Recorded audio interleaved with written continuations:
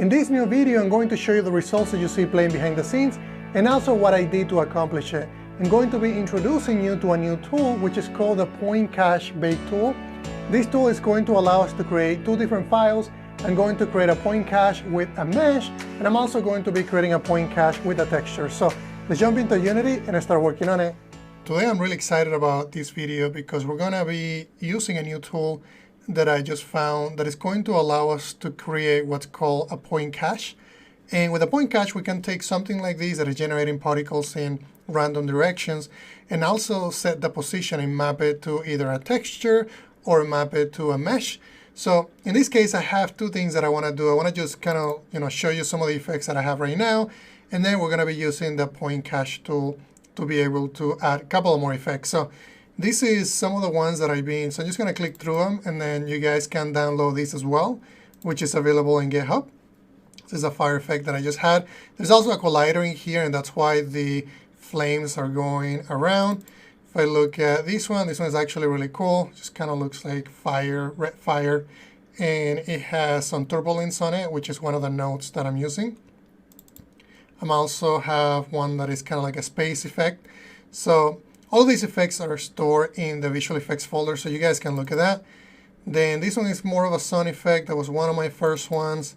This other one also has a sun effect, but it has basically a little note in here, and I can never say that, periodic total time, that basically animates from from a higher number to a lower number. But this is the one that I'm talking about. And then lastly, I have a three-dimensional example where I'm using one of the new nodes that Unity provides. So what I want to show you is basically cloning one of these, and then we're going to be using, like I said, the point cache tool. So if we go here and grab, I think I'm just going to grab the fire effect that we have in here, and I'm going to be cloning that, and this is going to be with the point cache. So I'm just going to say with point cache. And then we just double click it, make sure that that's the one that gets loaded. I'm also going to be adding that to the build settings, just in case you guys want to build it. I haven't been doing that with any, so in fact, what I'm going to do is I'm just going to go ahead and drag them all. Let me select this one through this one, and then drag them and drop it, and now we should have all of them in there in the build settings. Okay, so now we have a point cache, and if I go into the fire effect itself and go into the inspector, you're going to see that this is using the fire effect. So I don't want to modify the original, otherwise you guys cannot see the new one. So I'm just going to clone this one as well. And this one I'm just going to say with point cache. And let's go ahead and double click it. And when I double click it, it should open up the graph on the left side here. And I'm not going to go through the graph. I done that in a playlist, so you guys can look at my playlist on VFX, where I go into every single one of these nodes, and we do a lot of experimentation. So what I'm going to do is, now that I have it open, I also need to associate it with this object right here. So I'm going to go ahead and click on this button here, and we're going to go ahead and select the fire effect with point cache. So now the graph should be using, the visual effect should be using this one right here, which is the one that we're going to be modifying. So what I want to do is I want to use a mesh to basically have a skeleton. So we're going to be grabbing a skeleton. The skeleton that I have, I downloaded free from the asset store. I'm also going to be putting the link to that in the description. So if we look at the prefab, it has, actually I'm going to just look at the model. We're going to be, let's go ahead and double click and go into the fire here. And then I'm just going to drag and drop the actual model here somewhere that is close to. And let me make sure that I have 0, 0, 0. So I'm just going to go ahead and grab the skeleton, and we're going to be at 0, 0, 0. And this is what we're going to do. We're going to grab the skeleton, and we're going to be mapping basically the positions of the skeleton, of the mesh. So the particles are going to be attaching to the skeleton. So that's why you can use what's called basically a point cache, because it's going to allow us to set basically the positions of the vertices on the mesh. That's what's going to be used to basically position the particles. I hope that makes sense. But what we'll do is we'll go here into Window and then Visual Effects, Utilities, and click on this Point Cache Bake tool. And we're going to be, let's go ahead and drag it and drop it in here. That way we have some space to play with it. And what I'm going to do is there's a mesh associated with this component here.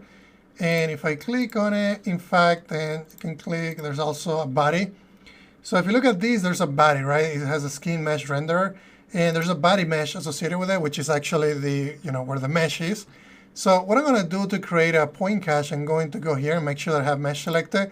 You also have the option of doing texture. I'm going to show you how to do that in just a second. But for now, let's just concentrate on mesh. I'm going to click in here. And we're going to be looking for our skeleton. And you can see that we have a body skeleton in here. And if I double click on it, now we have associated our point cache tool with that body. You also have some other options in here if you want to export the colors. If you want to export the UVs, let's say that these have UVs and then also colors, then you can do that. You can also tell it, what the point count is going to be. So what I did before is I just left everything default. That worked. And you guys obviously can experiment with it if you want to do, more advanced things. I'm also going to be creating in here, let's create a new folder, and I'm going to call it point caches. That way I can store all of these files that this is going to generate into that directory. I'm going to click on save, and then we're going to go into that directory. And this one I'm just going to call it skeleton. Let's go ahead and put it in there. You can see that it creates this really cool icon, which has basically the data that it needs to map or graph to the mesh that we have, basically to the cache tool that we have created based on the mesh. I keep making myself confused by trying to explain it, but hopefully it makes sense. And then now if we go into our graph, all we really need to do here is, I don't really need this, to be honest, because I'm going to be doing a lot of different things. And then we can leave the quad output as it is. I don't need to conform to anything, so this is going to go crazy. I don't need turbulence. I also don't need a vector field force. So it's going to look weird just for a few seconds. And then what I need to do here is I'm going to go into what's called the create node. And then I'm going to search for point. And you're going to see that this gives you a point. You can do a point cache. I think that's the one that I did before. Actually, it's going to be the other one. Let's go ahead and do point. And there's going to be that one. I only done this a couple of times. So let's see. That one was the point output. We need the point cache. OK, I think it's just a point cache. I don't think we need to do this one. Let me do that one more time. Point, and let's see. It's going to be the point cache. Awesome. So now let me go ahead and zoom in a little bit more. Now we're going to be associated on this file with that. Oh, there we go. So the reason why I was confused is because I didn't see these three values, which we're going to need, and at least one of them because we need to set the position. So that's what we need. We now have a position count, which came from this file. We also have the position, which came from the mesh, and this file actually is mapping to that information. And also, if you had normals and you wanted to map normals, you can also do that. So now that we have that, we have the information that we need, but we need to map it to basically the particles. So what we need to do is we need to right-click in here, and I'm going to search for, actually you're going to search for map. And if we search for a map, we're going to see something that is called set position from map. There we go. And so far, this is just weird, right? It just doesn't work quite well. And the reason for that is because this is using the noise. It just doesn't know the position yet. So I'm going to drag and drop the attribute map. And now you can see that it's kind of looking OK, but we're going to be changing some of these values. I think the value that I need to change is going to be, it's probably going to be the value scale. So we can do that. And the other thing that I want to do, there we go. So it's kind of looking OK, not quite well just yet. So what I'm going to do is I'm going to concentrate on the scene view. And let me change this back to 1. Actually, it was OK how we had it. The reason why this looks different than this is because this is being basically animated, where basically it's being raked and it's being positioned, where the mesh that we have, it has the mesh. So that actually looks OK. That's what I was looking for. The reason why it's shaking like that, that's what I want to check and see. And I think that's because of some of these values that I have here on the lifetime. You're going to see that that is setting. These, let me go ahead and uncheck it. And it is doing a little bit of a shaking, and I think it has to do with a lot of the velocity. Let me change the velocity. There we go. So I am changing some random velocity, so you can play with these settings. To be honest, these don't need to be 100% right, but I'm going from a negative number to a positive number, so you could just go and keep it positive all the way. I can also do that here, and I believe if I do that here as well, that should look a little bit better. If not, you can just disable the velocity and not do a random velocity. And if that's what you want, which actually looks really cool, then we can just go ahead and do that. So that kind of shows you how we can map it. So what I'm going to do, I'm going to remove the skeleton. We don't need the skeleton anymore.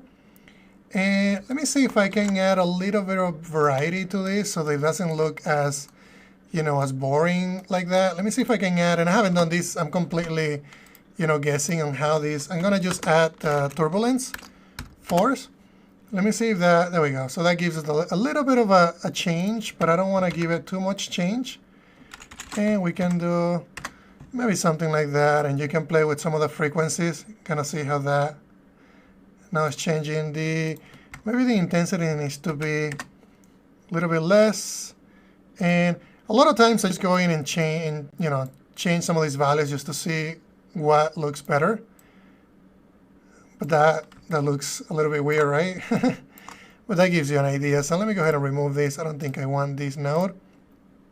And this is how you can map to a mesh. That's basically what I wanted to do in this video. So if you wanted to do maybe more particle counts, like maybe that's not enough, you can always, increment the particle count here, or maybe you want to go a lower number.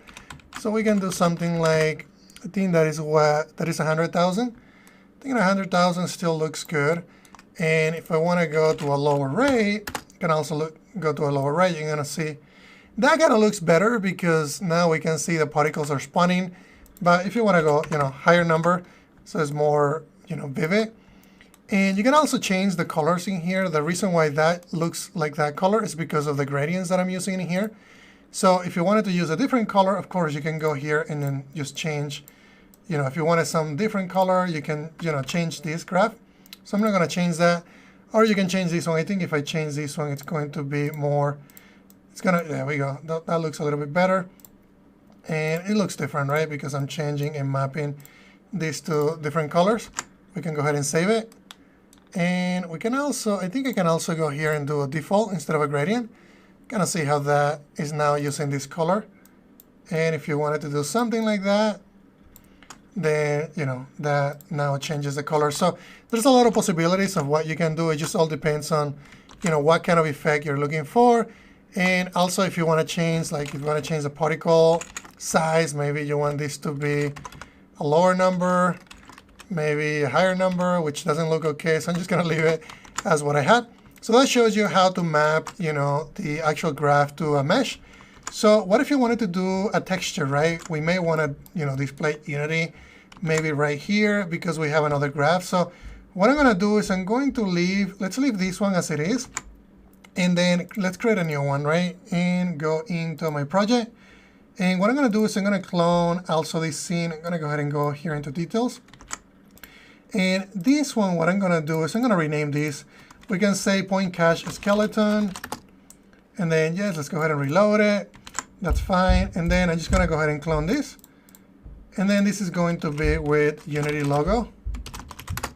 There we go. And I'm just going to go ahead and double click it. It's going to open this one. That's fine. I'm just going to be changing some of the effects. So I'm going to go into this effect right here, and I'm going to clone it as well. But in this case, I'm going to use a texture. So I'm just going to go ahead and change this one to, let's just match the names, Unity logo. And then this one is going to be the skeleton. So make sure that everything is named correctly so you don't get confused. And then now we can double click on this one. I'm going to also go into my fire effect here and associate that new effect to be, the Unity logo one that we just created. And let me make sure that the other scene is still intact so that you guys can also run it. And yeah, it looks like this is fine. So I'm going to go back into Unity logo. And then let's click in here. Make sure this one is assigned correctly. It looks like it's assigned correctly, and that's the one that we have open. If I hover over this. Okay, so it looks like we're okay. So now what I'm going to do is I'm going to use my point cache tool here, and I'm going to do a texture. And let's go into project first, and then let's look at textures. And I have a texture in here. If I double click it, it's just going to be the Unity logo. So a couple of things that you need to do on that texture is the first thing that I need to do is I need to tell Unity that this is going to have an alpha transparency. So if I do that and then I hit apply, you're going to see that it now knows about the transparency. You also need to tell Unity that this is going to be a read and write. And the reason for that is because the point cache needs to read from it. So I'm going to check that. I'm going to hit apply. So now we should be okay. Let's go ahead and go into our point cache tool here. And well, we have the texture assigned, and I'm going to click on and associate my new Unity texture. So a couple of things in here that are really important is make sure that you get the size correctly. Otherwise, I think if I did this in a Mac, and Mac was for some reason assigning this to 1024 by 1024. I'm now in Windows, and Windows is detecting the texture size, so that is correct. So I think we're okay. And also, if you want to export the colors of the texture, you can do that. So I'm going to go ahead and save this, and let's go ahead and save it into our folder that we create for point caches. And this one I'm going to call it Unity logo. And we should be okay if we go back into the project and then you look at the point cache. Sometimes you need to just give it a second until it loads. And let's just give it a second here. See, I get this error. I don't know why, but that's okay. And sometimes it doesn't load automatically. So what I need to do is go into the folder itself, make sure that it got added, and then go back into Unity, and Unity adds it. So if you have that issue, just open a folder, go back into Unity, and Unity can reload it. Okay, so now what I need to do in this case is I don't want to map to the mesh anymore. So what I'm going to map is I'm going to map to my new Unity logo, right? So now we can see the Unity logo, and the Unity logo looks okay, right? It's not 100% accurate because it's a little bit, it's basically scaled down a tiny bit. So what I'm going to do for that is if we go into the value scale here, and I change the value of the X value, which is where it was scaling, now it looks great. Now we have, our points just mapping correctly.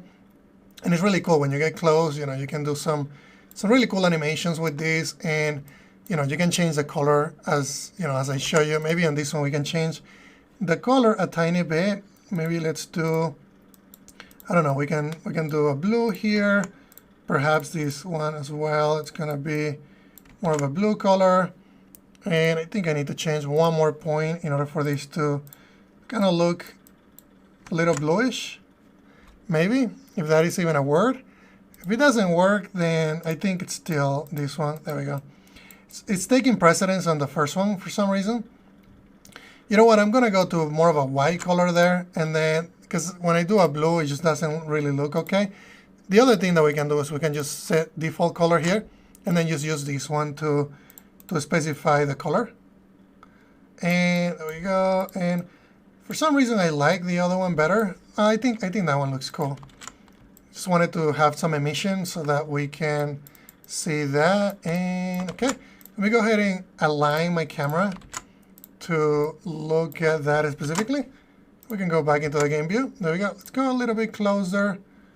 And I think, let me look at that. There we go. And if I hit maximize on play, then we should be able to see the entire Unity logo. And there we go. I think it looks really cool. So let me go ahead and make sure the camera is also set up correctly on the other scene that we just added. Yeah, the camera is all screwed up. So let me make sure that this looks fine. So when you guys see it, it just looks really cool. I'm always like, into looks. I like things to look good. So yeah, so there we go. And let me go back in here, maximize on play.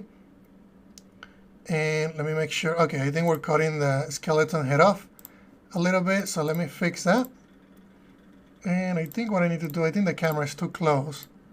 Let's go back a little bit more, align my camera here, and then hit play.